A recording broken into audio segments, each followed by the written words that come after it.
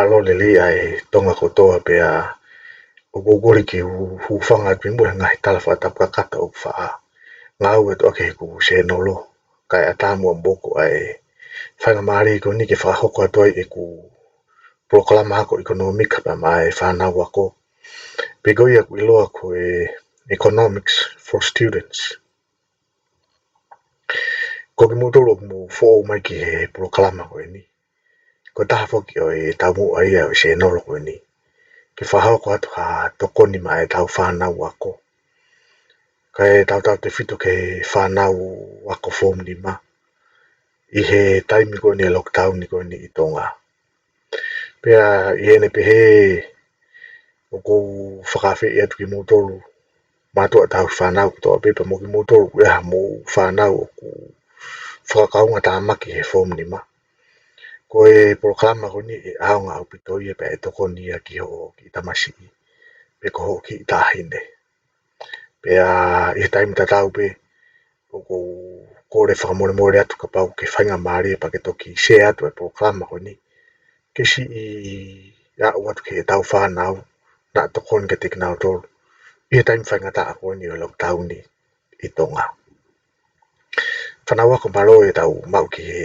ahoni ko e ahua wha ene o maasi wa whe ua pea ko tai fia ko toa ki mo toa ki e tau polokalama ako economic ape ko ia wiloa ko e economics for students ko e tau topiki ke ahoni te tau hokot pe me he topiki o ke koosi na tau tanoa fo ke ke koosi ke he demand pea ko whakaukau ta tau pe ia te tau tanoa kai e ahoni ka te tau tanoa e ahoni ki he supply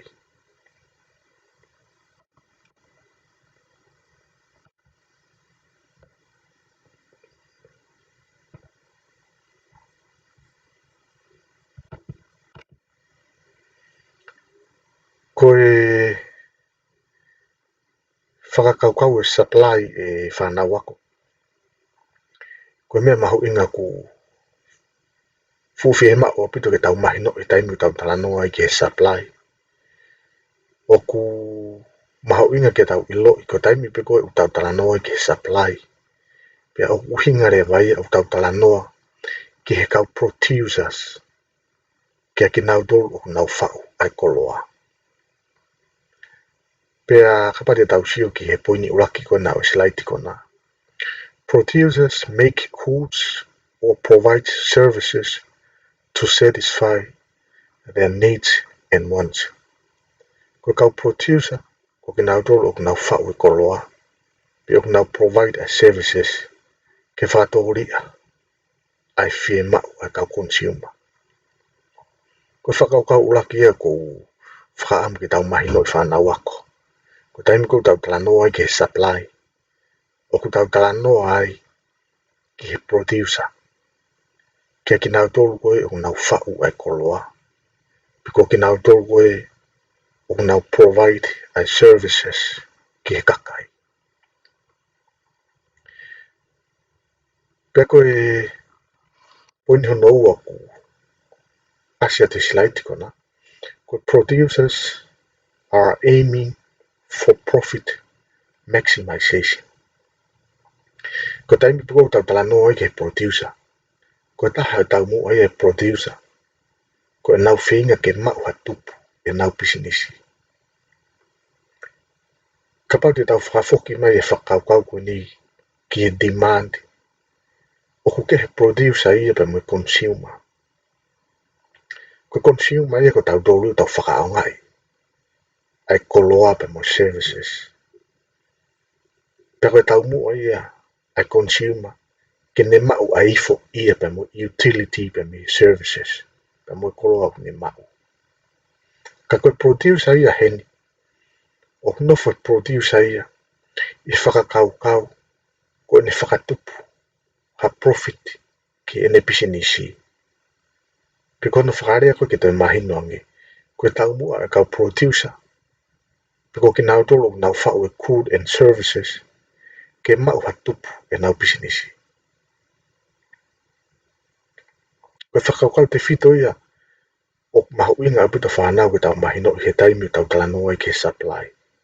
ulaki ko producer o ki nau tolu nau whau a good and services ua ko tau bu a producer ia ke mau ha profit ke mau ha tupu business ka pa te tau nofo ia ngofu whakaukau ko ia whanau ako e mahino a buto pe e ka vinga ia ko eni o tau tala noa ki ai pe mua ngahi u principle o ku taki ki tau tolu ki ai e supply ka ke me taki me rewa tau tolu ki hang fui whakaukau te whito i ua koina tau tala noa ki ai ki he definition o supply pe koe uhinga o supply.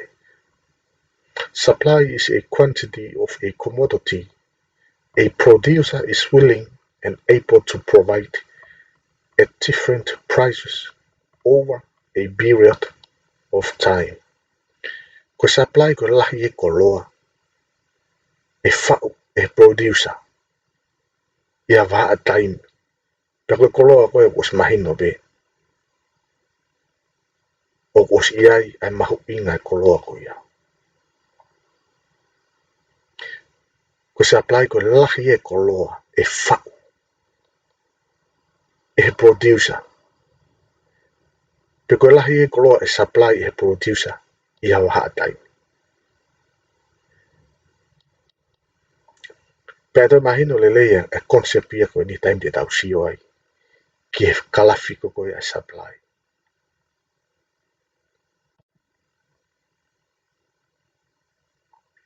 O taki mai rewa tau tolu.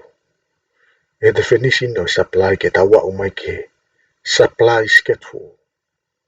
Ko supply schedule ko is a table showing a quantities of a commodity a producer is willing and able to provide over a series of prices. Ko supply schedule o uinga beia. Ko te pire ia ne whakaha mai. Ai lahi e koloa te tau whau. Ia waha time pe koe koloa koe o kos iai hano price.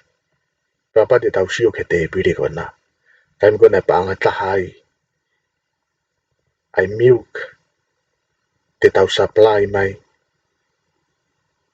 Ai milk e tolu. Pe koe ne alu koe ke toi hiki koe price. Hiki whakatahai pe pa mo quantity supply.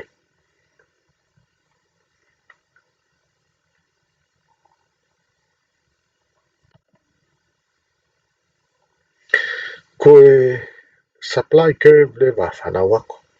Kono o mai pe mea koe na i he te pile. I he supply schedule. O plot ia ke kalafi koe na. Tau whatata ak pe eni. Time koe na paangata hai e milk. Ko hai lahi milk te tau whau. Time koe na paangata hai apa te mosio mai kie paangata hai. Koe milk e tolu te tau wanga whau. Time koe na paangai ua e milk. Koe milk e ono. E supply mai. E kau producer. Time koe na paangatolu e milk. Koe milk e hiva. E whau mai e kau producer. Pero time koe na paangai whai e milk. Koe milk e tahaua. E whau mai pe producer e kau producer. Ai e koe whakaukau ia. O supply. O unofo pe ia. I he concept kon ko producer.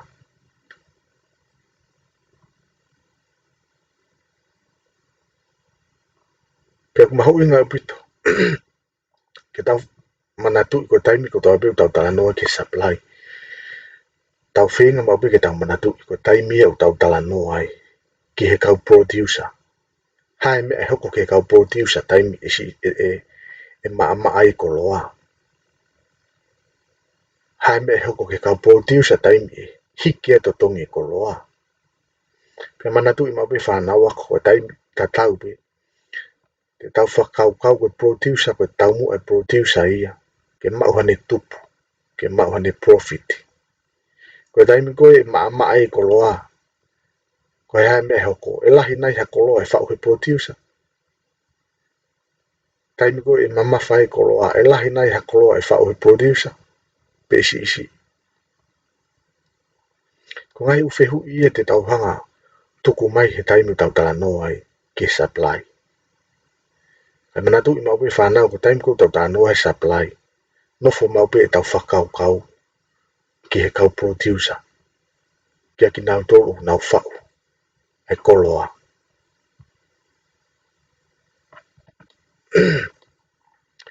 Tau deo mai re mai e tau tolu ke whakau kuna ko law of supply. Ko lao e nau supply. Pe ko law of supply ku asi kotoa pe ia. Kapate tau sio ke kalafi. O ku tala mai pe he kalafi ia. Ai law of supply. Ka te tau tō whoki mai ke kalafi. Ka tau tala noa pe he law of supply. Ko ura ki. As prices increases, the quantity demanded increases. Ko taimi ko e hiki ai to tongi koloa. E lahi koloa. E whau e producer. Ko hano uhinga.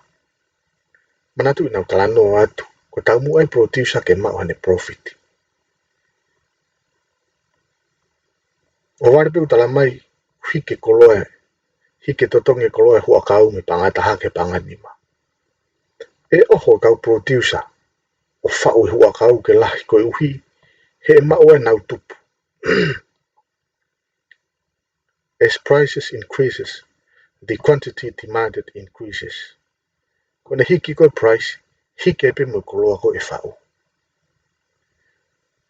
Ua, as price decreases, the quantity demanded decreases.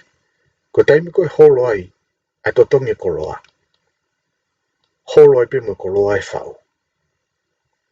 Ka tau whoki mo ke kalafi. He kuanga pe he kalafi I o tala mai. Angai umo oni ko ni, a law of supply. Sai tau sio ke taimi ko na pangataha e miuki. Ko e hua kau e fiha, e whau mai. Hua kau pe tolu. Pe aware pe ko hoko e miu, haware pe ko hiki ai a price ia me pangataha ke pangai wha. Ko ne hiki ko price me pangataha ke pangai wha. E oho rewa e kau producer whau e miu ke la. Ko hana uhinga, he ko tau mo e producer ke mau hana profit. Ko ne hiki ko totongi ko e koloa. Ko e lahi angi koloa e whau he producer ko e uhi ke mau hana utupu. Pe abutala pe he kalafi e whanau ako. A law of supply. Ko e alu ko ke toi maulalangi ko e price. Me he wha hifu ke tolu e holo e quantity supply. Papai to e holo fo me he tolu ke he ua. E holo quantity supply ki he ono. Papai to e holo fo me he tolu ke taha. E holo quantity supply me he ono. Ki he tolu. Ai au tala mai pe he kalafi ia. A law of supply. Ko ne alu ko ke toi maalungange price. Ko ne alu ke maalungange. A quantity supply. Ko hea no uhinga. He koe tau mua e producer ke mau hane profit. He kai ke nofo producer ia whau hua koroa lahi. He taimi maulalo e price. Ko hea no uhinga. He kai ke mau hane profit I ana I ai. Ko ne sio pe producer ku hike price. A koloa. E oho rewa producer whau e koloa ko ea ke lahi. Ko I uhi ke mau hane tupu. Ko law of supply I e whana wako.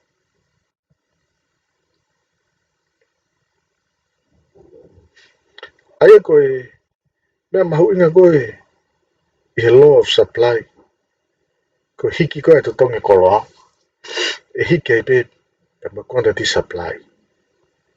Ko ne holo koe to tonge koloa, e holo ai pe pa ma quantity supply. Aia mne o mai ia tau tō whana wako ke whakau kau koe na kui loa, koe movement along the supply curve.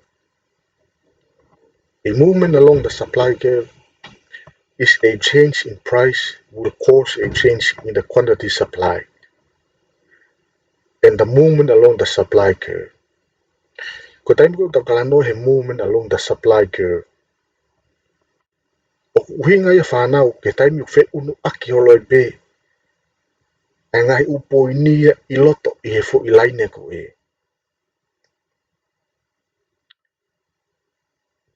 Pe ngai fe unu aki holo ko e. E kalafi I loto pe he fo I laine ko e. O whakatupu pe ia e he wheto aki e price. Ika ke taha me e tene te whakatupu fe unu aki. E kalafi he fo I laine ko e. Ko ngai wheto aki holo ko e ni ia. Ko e price pe une whakatupu. E fe unu aki holo pe ngai kalafi. E fo I kalafi he fo I laine pe ko e. Ko e uhi ngai movement along the supply curve. Ko fe unu aki holo pe e ngahi poini I loto he fo I kalafi. Pe ko fe unu aki ko ia whakatupu ia. E price ata pe. Ko ne hiki ko price ke tolu. Ko hiki ko price me taha ke tolu. Ko hiki ia quantity supply. Pe me tolu. Ki e hiva. Ai ko uhinga e movement along the supply curve. Ko fe unu aki holo pe I loto he fo I kalafi. O whakatupu ia I he wheto aki I he price.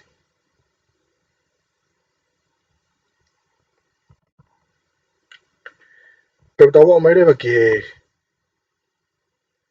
whakaukau e taha ko shift in the supply curve.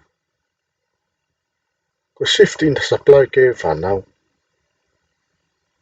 O ku kehe me movement along the supply curve.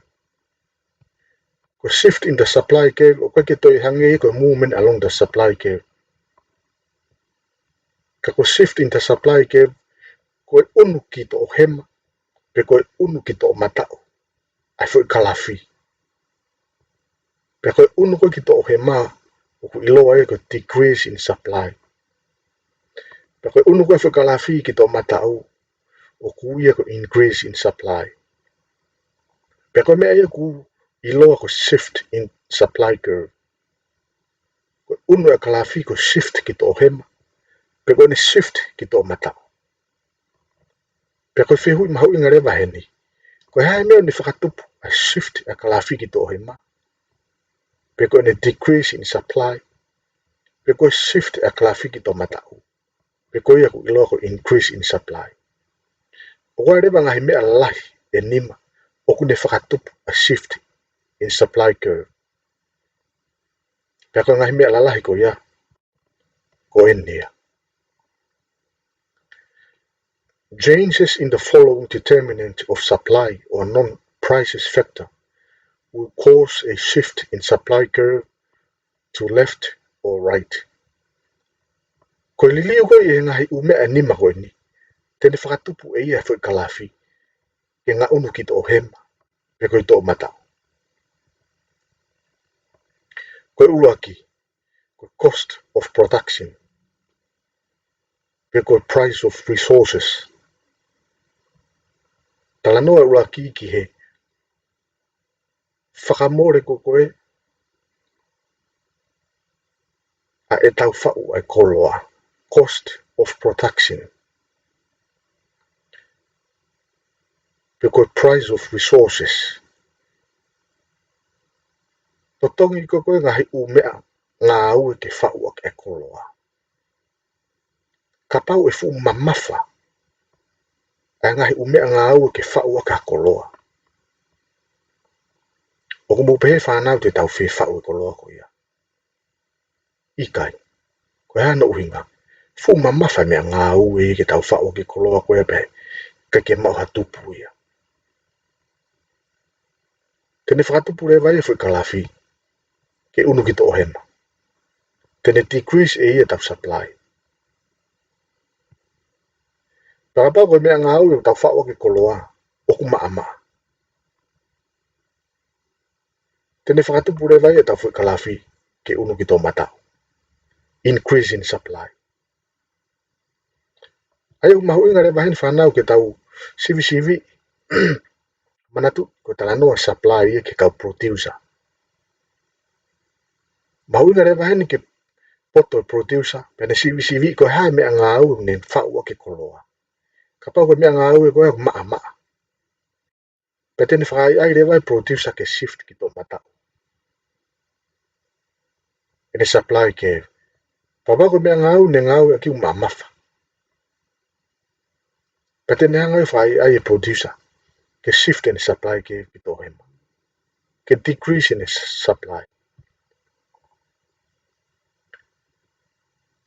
ko fika ua ko number of producer to ko la he ko ka producer to la he ko ki na dol o na fa ko loa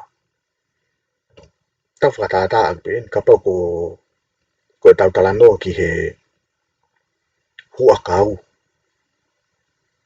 ko tau ki kolo ko to ni ma na fa hua kau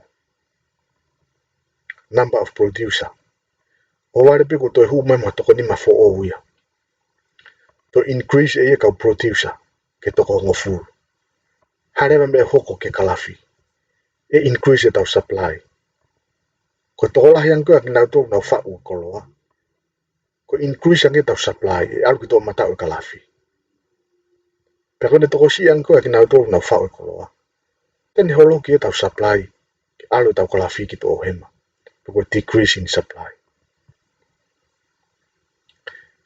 ko fika to luga level of technology tu nga ko teknolosia ta fatata ak ben fa na wako pau tau tala no e pe hua kau ka pau whakalakala ka teknolosia tau ngau ke whau hua kau tene whakatupu e ia tau kalafi ke increase ke to matau ki he pe ka pau tau teknolosia tau ngau ke whau ke hua kau o ikai ke sa ia tene hanga ia decrease tau kalafi ki to hema pa te watu pia ki whakatata sai ko tau whau hua kau foki ko pau ke tau o tatau mai hua kau pe mehe pulu manatu i ka pate tau tatau hua kau aki ho tau ni ma e tuai mo e hafua mo e hafua ka whare pe ko tau mau tau tau whanau ko hamisi ni ki ne tatau hua kau increase le vai tau technology whakalaka e tau teknolosia me tatau ni ma ke misi ni me whakalaka ko teknolosia o ne unu e e kalawhiki tō matau koe. Te tō ata whakataata, ka pau koe tau pisinisi, koe ngahi lolo ake niu. Pea koe ke sai tau teknolosia tau tolu, tau ke ngau e pe tau hakalo, ko no vau tangata e niu, pea oskua pa tau tatau. Kovi teknolosia, heme hoko, e holo tau kalawhiki tō hema. Pea ka haware angi tau mau tatu hamisini vau niu. Mo hamisini tau niu. Whakalaka teknolosia. Tene unu e tau kalafi ki tō matau koe. Ai koe whakaukau teknolosia whanau wako. Ko ne sai ange ke teknolosia, ko lahi ange koloa te tau whau. Alu e tau kalafi ki tō matau. Ko ne kovi ange ko teknolosia, ko si isi ange koloa te tau whau. Unu e kalafi ki tō hema. Ko whika whaa ko e taxes and subsidies. Te wakano pe subsidies whanau wako e. Ko subsidies ko tokoni e pe me pure anga. Ke ngai businessi. Ko lahi ange ko tokoni me ko me pure anga. Ko no increase e tau kalafi ki tō matau.